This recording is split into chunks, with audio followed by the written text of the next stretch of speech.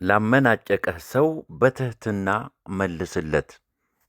ለምን ብላችሁ የምትጠይቁ ከሆነ እንግዲያውስ ተከታተሉኝ። በጣም በተለመደ ሁኔታ ሰዎች የሚቀርቡህ እነሱ ሊቀርቡህ በሚፈልጉት መልኩ እንጂ አንተ በምትፈልገው መልኩ አይደለም። በፈገግታ የቀረብከው ሰው ሁሉ በፈገግታ አይቀርብህም። እንደውም አንዳንዱ መጥፎ ነገር በማሰብ ተበሳጭቶ ምን ያስቅሃል ሊልህ ይችላል። ስጦታ የሰጠኸው ሰው ሁሉ ውለታህን አይመልስልህም። እንደውም ስጦታ ያበረከትክላቸው ሰዎች ተሰባስበው ሞኝና አባካኝ ሰው ነው እያሉ ሲያሙህ ልትሰማ ትችላለህ። በጥሩ ሁኔታ ያናገርከውና ያሞገስከው ሰው ሁሉ ተመሳሳይ ምላሽ አይሰጥህም። አላህ ለሰዎች የተለያየ ሲሳይ እንደሰጣቸው ሁሉ የተለያየ ባሕሪ ሰጥቷቸዋል። መለኮታዊ አስተምሮ ሰዎችን እንዴት መቅረብ እንዳለብን እንዲህ ሲል ያስተምረናል። መልካሚቱና ክፉይቱ ጸባይ አይስተካከሉም።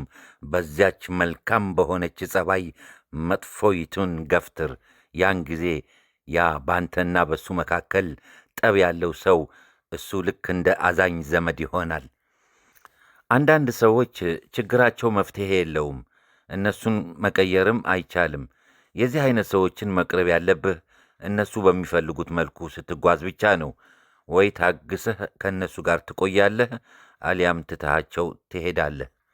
በአንድ ወቅት አንድ ሰው ከአንድ ነጋዴ ጋር ይጓዛል። ይህ ሰው በጉዞ ላይ የሚያስፈልጉ ሥራዎችን በሙሉ ይሠራል። ምግብ በማዘጋጀት የጉዞ ጓደኛው ይመግባል፣ ጭነቱን ያወርዳል፣ ግመሎቹን ይመግባል እስኪ ደክመው ድረስ። እየተመላለሰ እያለ ምግባቸውን ለማብሰል አንድ ቦታ ላይ አረፉ። አንደኛው እግሩን ዘርግቶ ተኛ፣ ሌላኛው ጭነቱን አወረደ።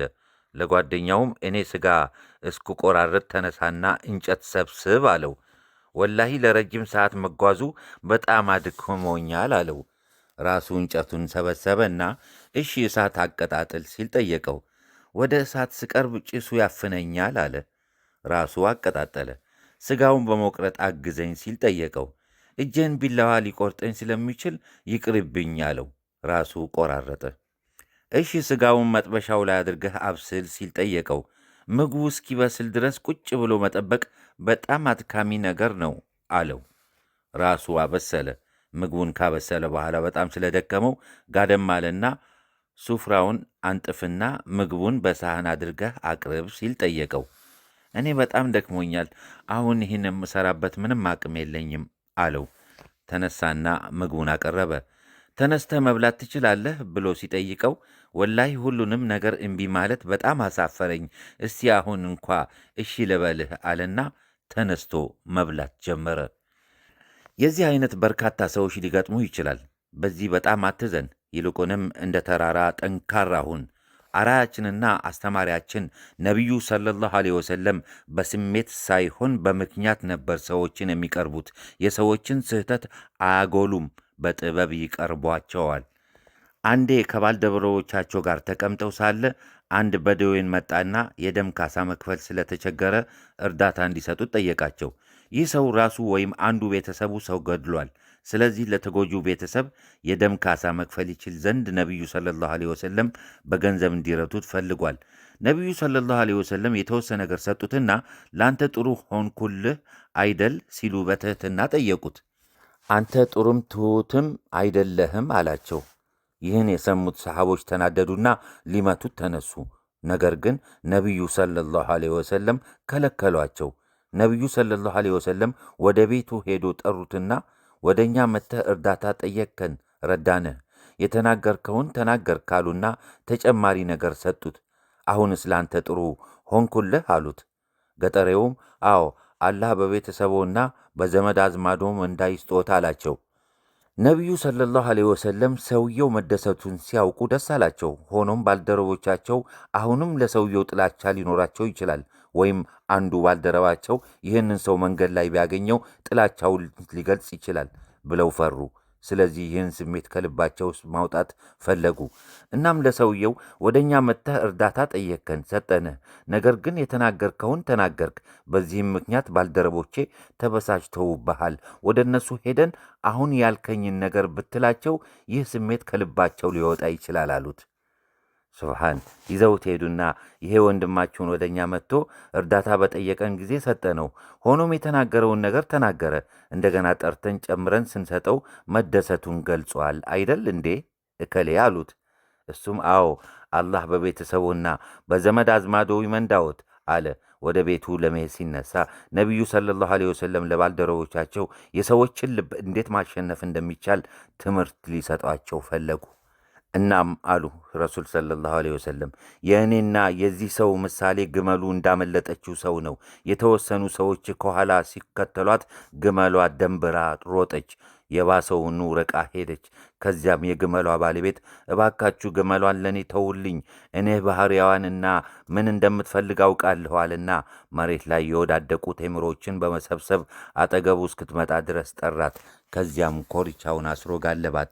ያንን ነገር ስታደርጉ ዝም ብላችሁ ኖሮ ይህ ሰው ጀሃነም እሳት ይገባ ነበር። ማለትም እንዲርቅ ብታደርጉት ኖሮ ይህን ሃይማኖት ትቶ ጀሃነም እሳት ይገባ ነበር። አልበዘር ዘገቡት። አያችሁ፣ ማስተዋል አንድን ድርጊት አስተምረዋል፣ ሸካራነትን ያበላሸዋል።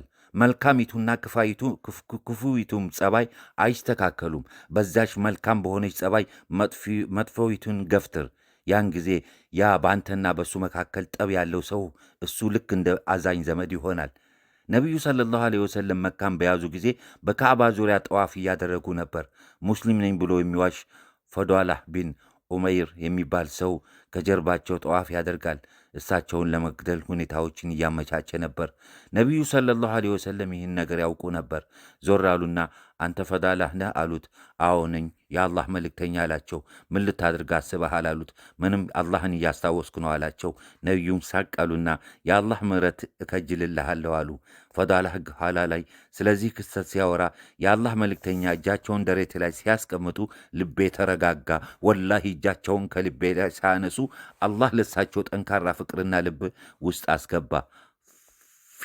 ፊዳላህ ወደ ቤቱ በመሄድ ላይ ሳለ መንገድ ላይ አንዲት ወዳጁን አገኛት። ስታየው ፊዳላህና እንጫወት አለችው። አልመጣም አላት። በድጋሚ ኧረ እባክህ ና አለችው። አይሆንም፣ አላህና እስላም ይህን ይከለክሉሻል። መሐመድና ቡድኑ ሲያሸንፉና ጣዖታትን ሲሰባብሩ ብታይ ኖሮ የአላህ ሃይማኖት እንደሚበልጥ፣ ሽርክ በጨለማ እንደሚዋጥ ትመሰክሪ ነበር አላት። በዚህ መልኩ ፊዳላህ ከደጋግ ሙስሊሞች አንዱ ለመሆን በቃ። ነቢዩ ሰለላሁ ዐለይሂ ወሰለም ለሰዎች ምሕረት በማድረግ ልባቸውን ያሸንፉ ነበር። ሰዎችን ለመቀየርና እነሱን ወደ ጥሩ ነገር ለማምጣት የሚደርስባቸውን መጥፎ ድርጊቶች ሁሉ ይቋቋሙ ነበር። ወሰላሙ አለይኩም ወረሕመቱላሂ ወበረካቱ።